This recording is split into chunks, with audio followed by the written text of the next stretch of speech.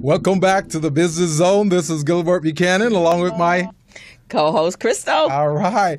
And we're here with two wonderful guests today from the Blue Law Group. And we're going to have some fun today on the show. It's about 25 minutes after the hour of 3 o'clock. Our phone number here is 323-293-3375. That's 323-293-3375. So all my entrepreneurs, go ahead and give us a call so you can check in and get some legal advice, some free legal advice. Okay? So, Crystal, we want to go ahead and introduce our guest. Actually, I didn't get a bio on them, so we're going to let them introduce themselves. Oh, that's even better. So I shocked one. I asked him, was he the founder of the organization? He's like, founder. So we're going to let the founder introduce himself. Why, thank you. All right.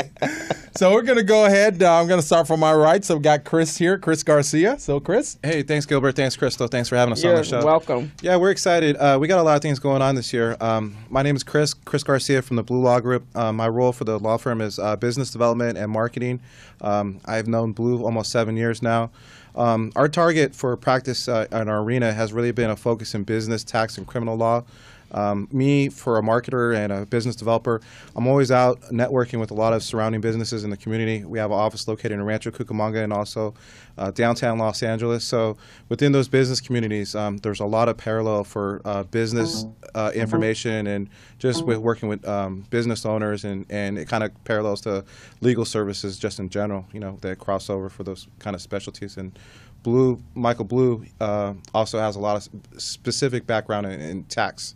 That's been his focus in the last few years. Okay, excellent. Thank you, Chris. So, Michael, do you want to tell us a little bit about you? Yes, thank you, Gilbert. Thank you, Crystal. You're so welcome. We're very happy to have you on the show. Thank you for having us. As Chris was saying, we are definitely focused in on business, transactional. We've also done, obviously, some criminal law and really all sorts of law, but our primary focus has been on business and taxation and helping companies, especially startup companies, get the background that they need, get the knowledge that they need, and really help them to develop more transparency and a direction. And so I actually, let me introduce myself a little bit. So I'm Michael Blue. I am a lawyer. I'm also a certified public accountant. And we've got a couple offices out in LA and Rancho Cucamonga, but we are a Latino owned business, and we certainly are committed to the community, to the black and brown communities. We are full endorsers of these communities. We're part of the community. We realize that as part of our communities, we do have a deficiency in these areas, but we're absolutely committed to giving them that kind of direction, and so that's what we do. Okay. Excellent. Fantastic. So before you got here, Gilbert, we were talking about the initiative that the Milton Institute is putting in place for both of our communities and how that can help. So let's talk about our businesses and being that they are underserved, meaning that, and I had told Michael that, sometimes we don't get the information or the knowledge or the resources until it's too late and we can't make the proper decisions. And I think that really applies in the legal area because most of our businesses they don't have two things. They don't have a team with an attorney on it, and they do not have a team with a CPA on it. So those areas are generally weak spots. Those very are weak. Very weak in our businesses. And so when something happens on any level in our business, if it deals with the legalities of it, we're usually behind the eight ball. So would you like to speak on that? Yeah, I'd love to. And this is true for all businesses that are generally starting up, but primarily for minority-owned businesses. I used to actually focus a lot in my younger years right out of college. I was focused on accounting, and so I was almost basically an expert in taking businesses that had not had any accounting for 4, 5, 6 years, 10 years in some cases, and go back and just clean everything up. And it's just an absolute mess. And from that point on, for the last 2 decades, I've been a huge promoter of saying, look, it's so important to get the right foundation when you're starting businesses, to make sure that accounting is done correctly, that the record keeping is done correctly, and that just was such an instrumental thing that I saw in my early years. Now, as a lawyer, it's even worse because you have agreements. Most people don't realize this because they don't. We're really not taught this, and so it wasn't really until law school where I got instruction that I'd never thought of in the past. And the instruction was that a corporation is really just a piece of paper. It's a piece of paper that you register with the state of California. And everything after that are relationships. Right. And these relationships are agreements. And the agreements are contracts. And contracts can be verbal. They don't have to be in writing. And so what happens, a big problem in our communities especially, is we'll have family or friends, or we'll sort of trust each other, and so we have these agreements that we think, from our perspective, we think that we understand the agreements. Right. But from the other person's perspective, they have a different understanding of the agreement, and that doesn't generally come out until 4 or 5 or 6 years later, and that's when everything blows up, and that's where you really have the true problems that we have, particularly in the minority-owned businesses, because they haven't gotten the lawyer to write these contracts up to help with the negotiation. Because a lawyer isn't just, hey, do this, do that, or here's the law, here's a contract. A lawyer can also help facilitate an agreement between two parties. Right. So one party, may want to, I have a client, for example, that this person has an independent contractor that's created all of this knowledge over 30 years and is actually producing this knowledge on paper. And so the owner is sort of stuck. He's been using that knowledge and not realizing that's a potential lawsuit downstream because you're using that knowledge without paying for this person. Right, right. So this is something that could be, downstream, a lawsuit for undue influence and potentially even fraud. And so to bring a lawyer early on, so vital, because you can actually bring these things where both these parties may not be thinking about it, to actually put it on for them to think about, come to an agreement, pay some money, rent it, do something, but that will save you 5-6 years later when, if that material becomes very valuable, millions of dollars especially, then all lawsuits, everything is in play, everyone is after each other. That is very, very good information. Yeah. And one of the things that I experience in the industry, because I work with a variety of different industries. I work with construction, retail, manufacturing, you name it. But one of the industries that is pretty rampant when it comes to legal activities and how things are done properly is the construction trade. As you guys know, I've worked with LA Unified School District, LA Community College District, LA Metro, all of those guys. And when small businesses get awarded a contract, they get awarded a subcontract. So the bigger guys are the primes. They get the contract. Now, when they get the contract and they subcontract to these smaller subs, they don't really establish a contract agreement. They just tell them what to do. And then when it's time to pay those subs, they don't want to pay them because they're going, I didn't tell you to do that. That's not what I told you to do.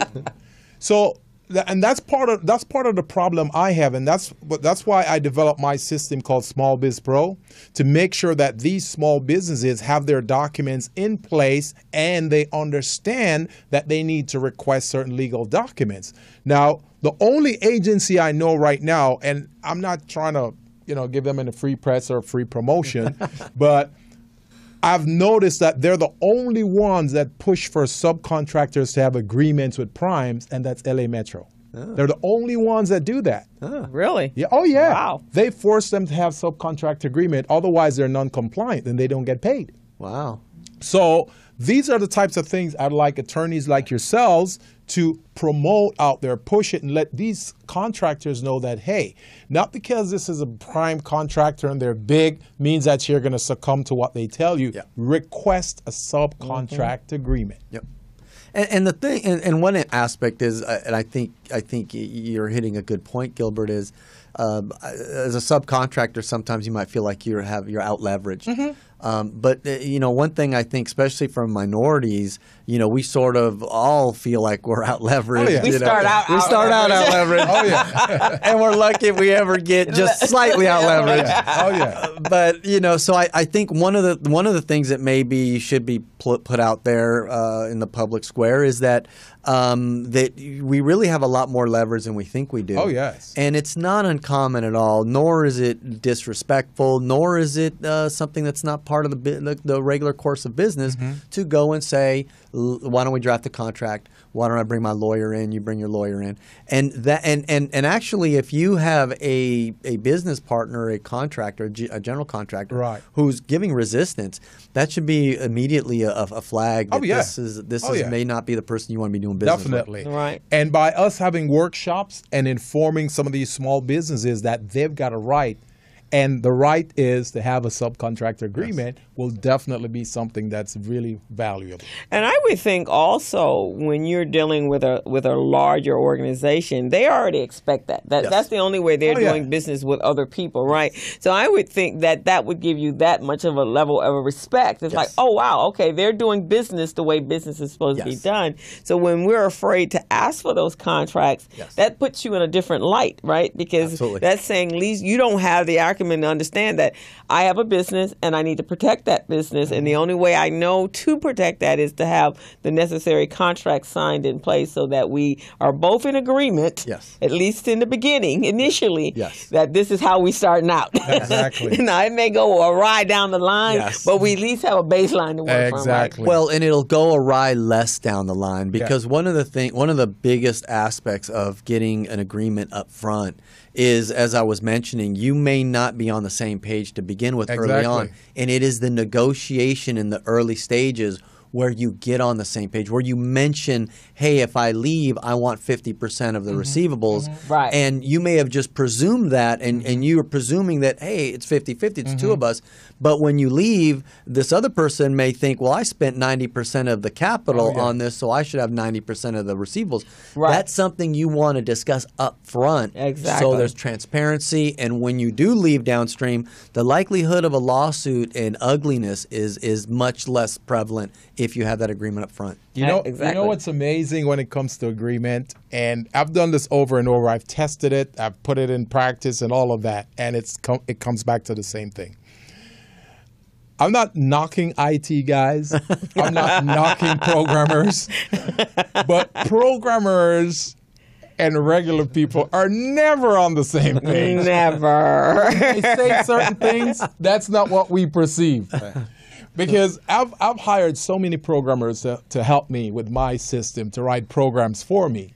And the words they're using, it doesn't mean the same thing that I understand it to mean. Yes. You see what I mean? Yes. So then when we get down to it, they said, that's not what I agreed to. Yes. And I said, well, that's not what I hired you for. Yes. And then we have a problem. Right. Yes. They speak computer. Exactly.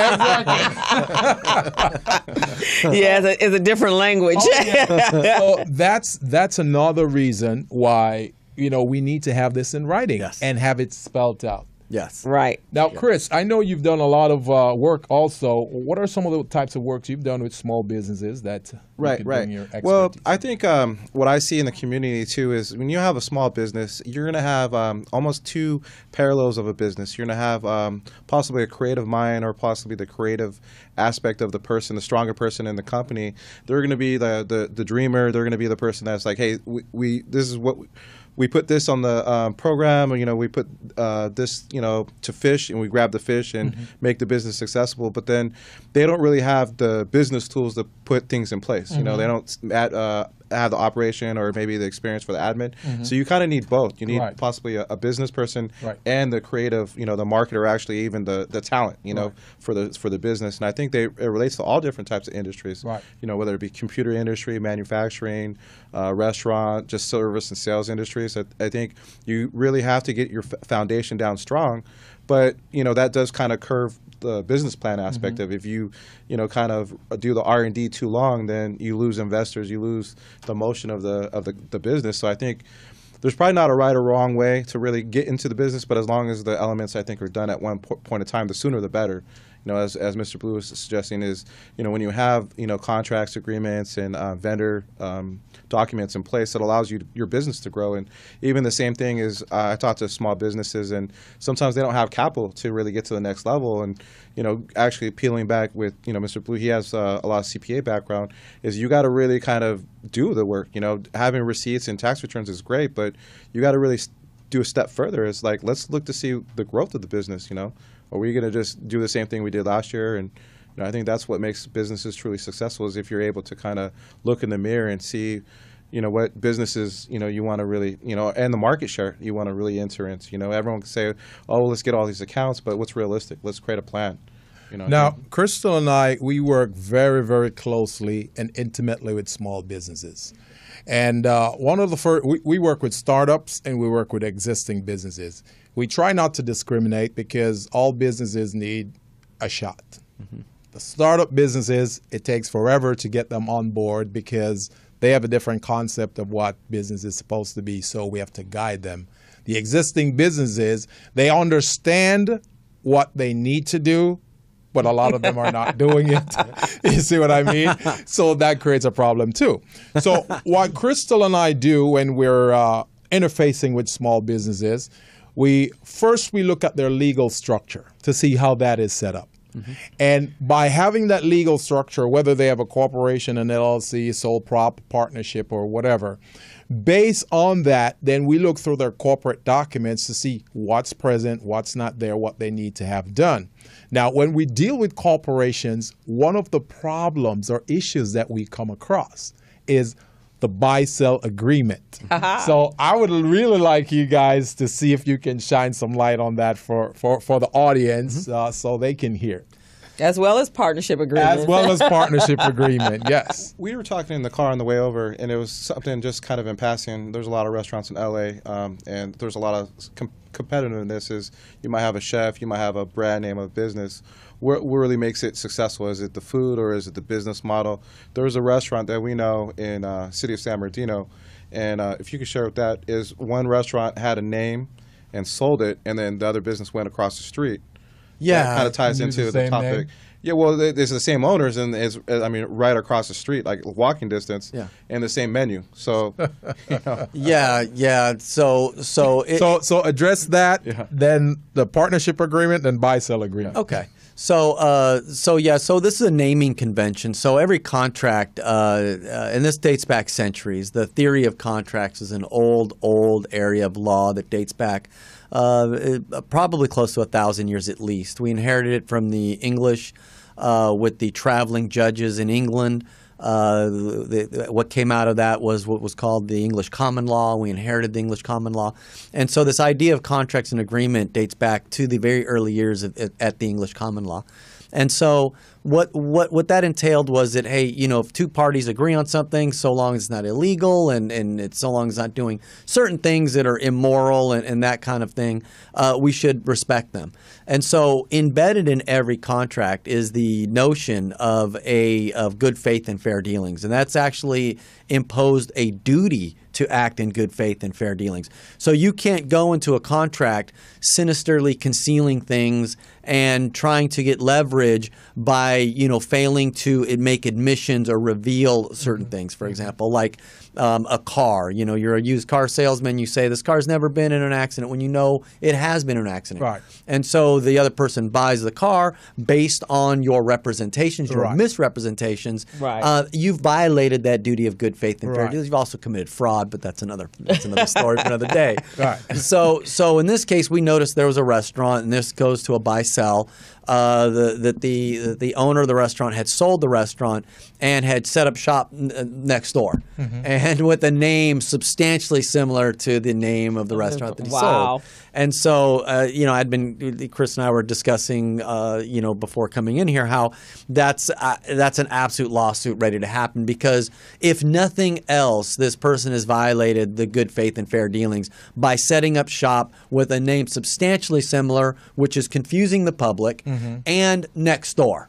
Right. And so you can tell, whenever you are, and this is good for all business owners, whenever there's really sinister stuff, it's all about intent in your head. And you can never find out what's in someone's head. So the way you show what's in someone's head is what were the actions that they did that we could all see? Well, the actions this guy did was name a restaurant exactly, or almost like his previous restaurant, and then not go 5 miles, not go to the next city, not go to another state, but go about 20 feet. And the menu might be just the same, right? 10 cents cheaper. Yeah, and a little even cheaper. 10 cents cheaper?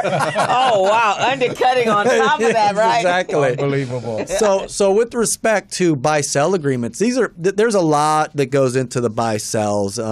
You really, one of the things I think that people will come to us, for example, is really you come to a lawyer and you think, okay, law, and everyone thinks it's serious, and we're sort of scared to go into the law office. Right. Look, one of the really key points, particularly in a buy-sell, is you will figure out some things that you weren't thinking about. I mean, forget the law for a second, and forget the paperwork, and forget the signatures.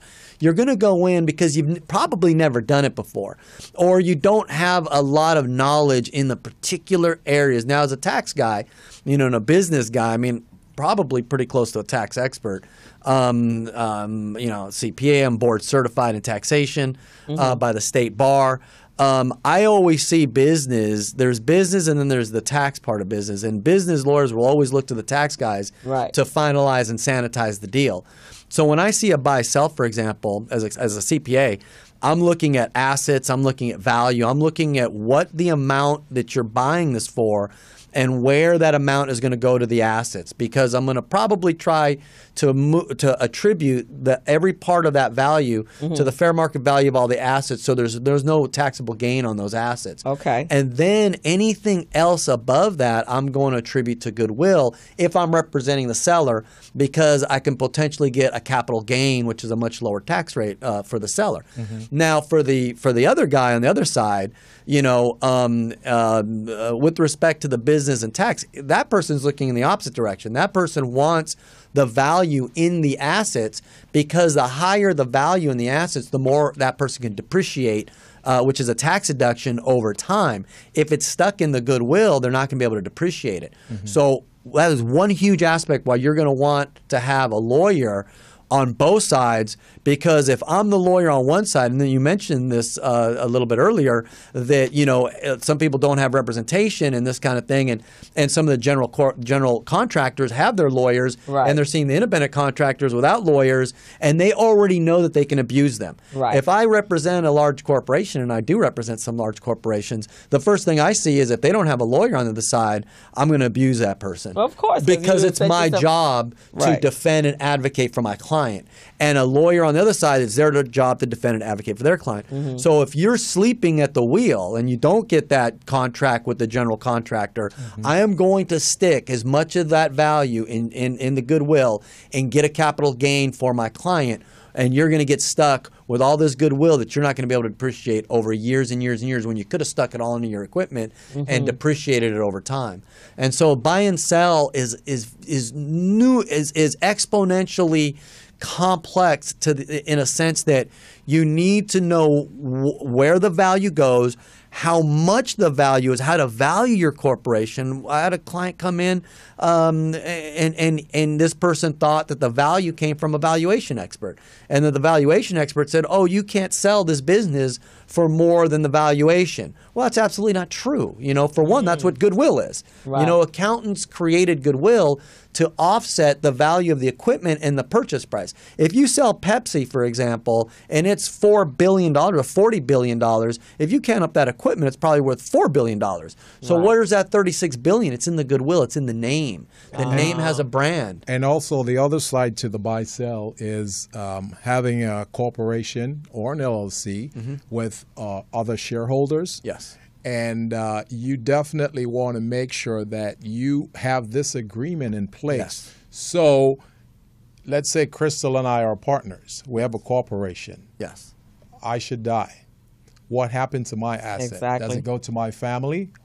Does it go to other shareholders? Who does it go to? So those are things that are supposed to be stipulated in that buy-sell agreement. Absolutely. So that, and also, because you're putting that in the buy-sell agreement, another thing that small businesses are not aware of, because a buy-sell agreement is really critical to a small business, especially when they're doing certification. Their corporation, they're doing certification. Many of them don't know that. So when the certifying agencies request these documents, they're going, what is this? What is this document? Why do I need it? Well, that's a part of it, because the certifying agency are certifying them, so they're entering into contract with a public entity. Mm-hmm.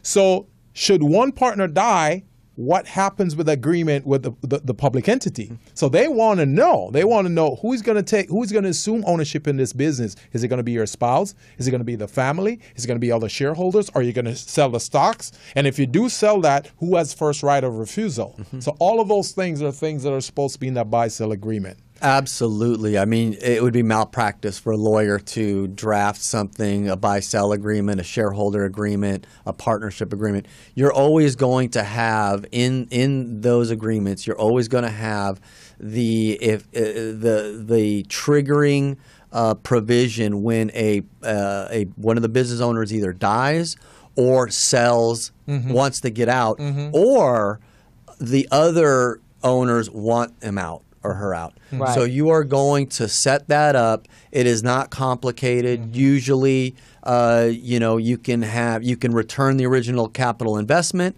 and you're out, and it's like an 80% vote. So it's usually a super majority, because you mm-hmm. don't want it just to be a simple majority. But if the rest of the people don't want you there anymore, right. you get a super majority. You kick them out, and then you give them an agreed in whatever agreement you have. It's going to be in the agreement that we're either going to return your capital and now you're out, or we're going to do something like over the last 3 years of income, you get 20% of this year's, 15% of 2 years ago, and 5% of 3 years ago, and that's going to be one sum, and that's going to be what you get, and then you're gone. And all of that has to be written. Absolutely. Crystal, and I would actually even suggest for that particular paragraph, initially. Initially, yep. To make sure you understand. Yeah, I would actually, and I do this a lot with my clients, is I have the opposition initial every paragraph. Oh, that's actually a good idea. And it's so funny that you said that, because there's a couple of businesses in Los Angeles that there is the same name, same menu, same everything,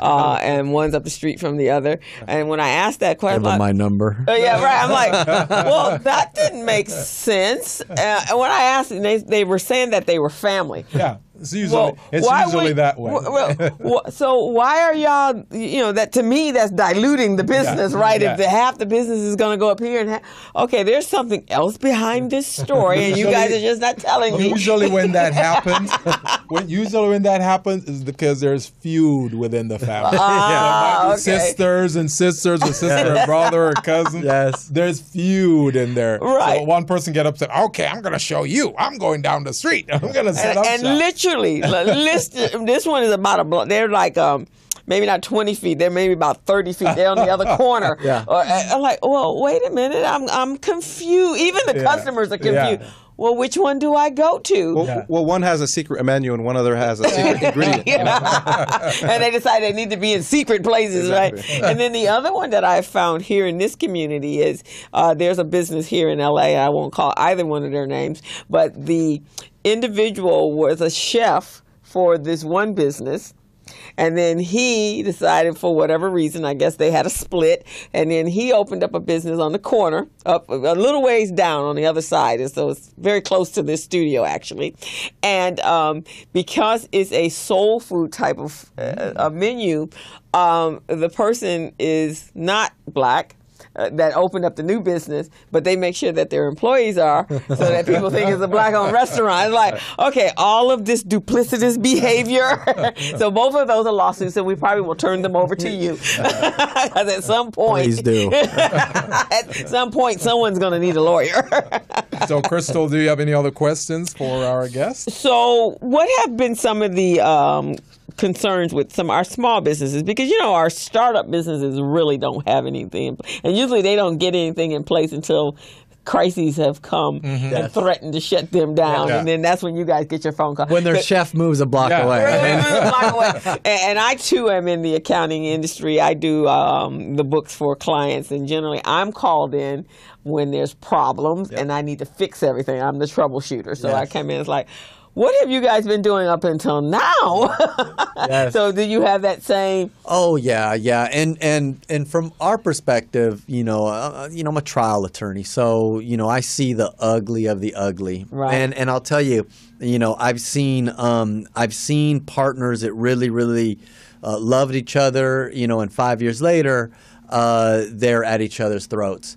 And I've seen a business unravel with one bad decision, literally unravel in bankruptcy, multiple lawsuits. The parties now going into bankruptcy court to try to kick them out of bankruptcy so they could basically take the carcass and take everything that this person has had. It gets very ugly very quickly. And these are and one of the aspects that this business did, aside from making that one very, very bad decision, was not line up their contracts and not line up their agreements correctly.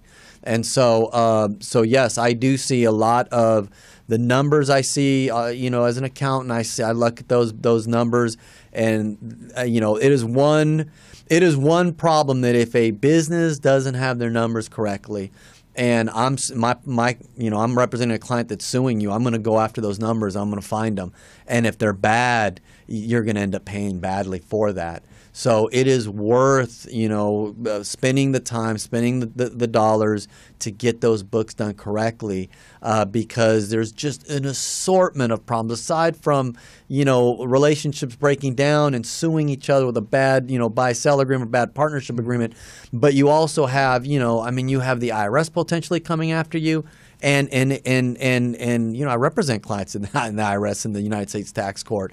I've seen clients that don't even own part of the business are getting pulled into this litigation. And when the government comes after you and they say, you owe $600,000, and even though you don't own the business, we're holding you responsible. You can't sleep at night for the next 5 or 6 years. Right. Exactly. And so it is crucially important. You're absolutely right, Crystal. Get the numbers correct. Spend the time, get a bookkeeper. You can get a part-time bookkeeper. Heck, even if you're a small enough business, there's some CPAs out there that charge like $400 or so, if you don't have a lot of transactions, to get your books correct. And you need to take that off your shoulder and make sure that it's done correctly. Attorney Blue, I'd like you to also address this for us. Because hold on, let me. If anyone have any questions, and you have this free legal advice right here, because they are on the show, so they'll charge you afterwards when you actually come to them, but they're going to give you a little bit of tidbit right now. So you guys need to call in at 323-293-3375. Everyone on my Facebook, Marjorie, hello. Keith, hello. Keith, glad to hear you're in Dallas. You just got back from Hong Kong, I see, huh? Marvin, we stream live at morrismedialive.com. For those of you that are getting feedback problems, join us at morrismedialive.com, and you can see us streaming live. And please call in at 323-293-3375. Okay. Oh, that's good, Crystal. I like to do shout-outs also to my viewers. and Gilbert is doing Facebook Live for the first time today. I'm doing it for the first time. That's new, right? It just came out not long ago. Oh, yeah. Like a month ago? Definitely. No, it's been out for a little minute. Yeah. So, Gordon Nixon, thanks for watching. I want you to continue watch. Gordon Nixon is a construction contractor, so he's really enjoying this conversation we're having about contractors. Angelica Grace Velasquez, thank you for watching also. And Chris Garcia, thank you for watching, sir. Appreciate it. Yolanda Horn, thank you for watching. Keep watching. The information we're disseminating today is going to really help you in developing and growing your business. Now, the question I wanted to ask here to Attorney Blue, already know the answer to that, but I want you guys to get the answer from him yourself. Now, so I'm best friends with Crystal. Crystal is my best friend. We're in business. And because we've been in business for so long and we're friends for so long, over 20 years, we don't have an operating agreement. We don't have anything like that. But because we're friends, we don't really need that because we're friends. What do you have to tell the listeners regarding that, Attorney Blue? Secret handshake. Secret handshake. I say, It's right there with that secret menu. well, I say that it touches on the same theme. Oh, we got a call? It touches. Do you want me to? Let him finish his. Okay. So it touches on the same theme. It's great that two people get along, that you and Crystal got along. And I would say that now is the time, to go and hammer these things out, because you want to do it when you're friends. You want to do it when you're willing to talk with each other. You don't want to do it when one of you is suing the other, because no one is going to agree on anything. You're going to end up spending a ton of money on lawyers. And trust me, lawsuits can get to $100,000 easily within a month. Mm-hmm. Wow. Easily In a month? Mm-hmm. Whoa. Okay. It is ugly. People don't understand it. They get emotional. They hire a lawyer, and it's $100,000. You're in, and now you want to get out. And when you're at this stage, it's very hard to talk to each other. Yeah. Yes. So when you're friends and when you are really especially getting the business going, you're really excited, sit down for a couple hours, hammer it out, get a lawyer, get someone to at least advise you, and then you could put the agreement on paper and you both sign it, and now you both know what your agreements are. Well, the advice I usually give to my clients is that you may be friends, and that's great, but when it comes to business, it's a totally different thing. Mm-hmm. So you and that person, it's good that you're friends, but that person and you aren't friends when it comes to your money. Yeah. So that's how I put this in perspective, and it works. Yeah. I think we've got a call, so let's see what this call is. Hi, good afternoon. I have a quick question. Now, my business is converting from a hobby into a business, and I want to lay the financials down correctly, the bookkeeping, do I go with QuickBooks, all of that. Where do I go so that I can get that foundation laid correctly before I do get in trouble? Okay, caller, you've come to the right place. So what we'd like to do is to have you identify yourself, tell us your name, and tell us where you're calling from, and we can help you out. Okay, I'm sorry. I'm Margot Levette. Hi, Crystal. Hi. I'm calling from Gardena, California. Excellent. Thank you for calling. You said Margot? Yes. Thank you for calling, Margot. Well, we've got a resident CP, a resident accountant and bookkeeper in the house, right, Crystal? But I know she stays so busy. I know. Well, we're developing a team right now. Crystal, we're building a team around her, so we'll definitely be able to help you. So, Crystal, you want to take this one? Hey, Margot. Yeah, actually, I spoke with a couple of people today, and Gilbert and I have been speaking on this. You're right. I've gotten extremely busy, but I got to make things happen for you guys, so I can't be behind a computer working on numbers when I'm bringing some real stuff to you that can help grow your business. But I've identified a couple of people that I can refer you to. I'll initially meet with you and then determine which one and what type of who do you need and what you will need, and then they'll take it from there. Actually, Margot's been in a couple of my classes, and Margot has a radio show as well. She's in fact, when she was in my business class, that's what she was working on. Excellent. Yeah, so she's a brand new business owner, and she took a leap of faith and left her corporate job with the corporate paycheck every 10 days. See, Margot, you are doing what you're doing, Margot. You're personifying an entrepreneur, because that's what an entrepreneur is all about, taking risk. All right. So you have taken the first step. Yeah. Now, here's what I'm going to do, and I'm going to have you tell me a little bit more about your hobby that you're converting into a business in a minute. But here's what I'm going to do for you, because I want to let you know that you got a lot of love on this side of the phone helping you out, okay? All right. I have a program called Small Biz Pro that we promote here on the program all the time. It's a business management, procurement assistance, and market research assistance system that helps small businesses to become business ready, contract ready, and bank loan ready. So here's what I'm going to do for you today. I am going to give you a free lifetime subscription into that system. You see what I'm saying, Margot? Yeah. Okay. Who loves you, Margot? You love me. Okay, that's what I'm talking about. So we're going to give that to you. So I want you to leave your phone number with our station program manager. And we want to talk off the air. We'll give you the website address so you can log in and register. As a matter of fact, are you in your office right now? No, I'm not. Okay, that's what I thought. So give her the number so we can reach out to you. Okay. We're going to have you register in the system.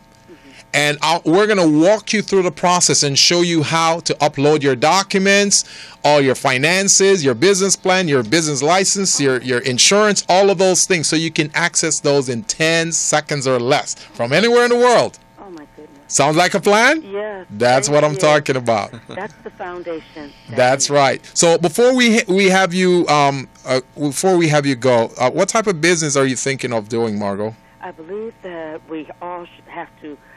We can all talk about our businesses. Nobody can talk about the business like you can talk about it. That's right. We all need an infomercial. Yes. Everybody needs an infomercial.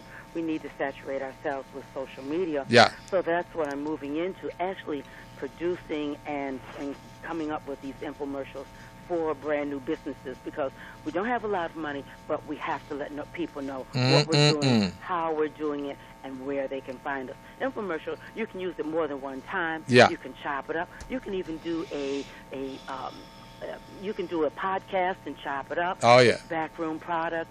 You can do a myriad of things with your own voice, with your own time, maximizing everything that you're doing. You know Crystal is good at that, right? Oh, I know she's good. All right.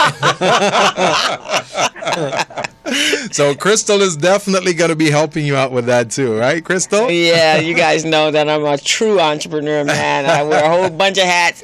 He's not the only Jamaican here. I just came about it differently. Crystal is Jamaican also. She got 15 jobs. And lots of skills. Because you never know when you need to sell a new skill to make some money. I have a business card for that. I have a business card, right? And 12 business cards, each different one. And Margot, what we're going to do also, we're going to also give you the number for the attorneys here in the studio. So if you need that legal guidance, they can guide you so you can do things the right way. What we always recommend is that small businesses start the right way, because then it will get you to success much faster than the ones who didn't do it the right way. Because when you don't do it the right way, guess what? You're going to have to do it all over again and again and again, because you're going to stumble many times. No, I don't want to do that. Yeah, no, so you want to start doing that. I don't have time for that. Right, and you want to start your business correctly, and I'm sure that Mr. Blue and Chris would agree with us that if you start that team out the right way, and you already have them in play, they already understand what your business is and what your directions and your goals are for your business, then they can help guide you to getting to your end zone much faster and without a whole lot of challenges and stumbling blocks and $100,000 lawsuits. And you said something interesting when you said you're converting a hobby into a business. That triggers particular things that you want to be careful of. Yes. Particularly in the tax code, hobbies, you're allowed to take expenses up to your revenues, but you're not allowed to take losses. And so you got to be careful with how you make sure that you anything that you do where you're actually showing that you're trying to make a profit, brochures, that kind of thing. You're going to want to keep copies of all those things in case the government comes and tries to say that this is merely an extension of your hobby. You've continued to do it as a hobby. And so if you're getting losses, especially early on, which is pretty typical of an early company, you're going to want to be able to have proof 3 years later when the IRS comes calling that, hey, we were trying to make a profit, and here's my brochures, here are my proofs that I've been doing that. So these losses I can take, and so I'm not responsible for these penalties and interest and fees that you're charging me. That's fantastic. So Chris and Michael, would you guys like people to reach out to you and acquire some new clients? Yeah, and we could we're happy to give you like an hour of free consultation also. If you just want to come in and just get some advice, I'm always happy to do that. I could. So how do they reach you? You could reach me. I'll give you. You could look up bluelawgroup.com, www.bluelawgroup.com. We also have a phone number. I can spill it out. You probably won't be able to remember it, but it's 909-945-0121. Want to repeat that, please? That's 909-945-0121. Okay. Yeah, and like what Mr. Blue was saying is, if you guys mention, anyone out there mentions the radio show for today, we offer free hour consultation, and we have available location in Rancho Cucamonga and also Los Angeles, and we also have available consultations over the phone for those some of the people that maybe aren't nearby. Yeah. Cool. And we actually, Gilbert and I have talked about this. We like to create our own resource directory for those that have been on our show, because that's the whole idea, is bringing you on the show so you'll have access to more information and be able to reach out so that it works for both of us. And then after this show is over, we'll make sure that you guys get a clip of your part and you can use it on your website. I saw you have media on your website. Definitely. Not too far from the camera. Not too far from the camera. And then we'll also share it with our in our classes and workshops as well. We got some big stuff going on, so we can do some stuff together and do some referral. Love to, because we want our businesses to be well represented, and to be ready beforehand and after the afterhand. The afterhand. We don't want to do the afterhand thing. That's the afterhand is the equivalent of the backhand. Right. Yeah. Exactly. It's not cool. So we're trying to make sure that they get all that information, those resources and tools before the opportunity arises. Right. Okay. So that's great. So what we're going to do, we're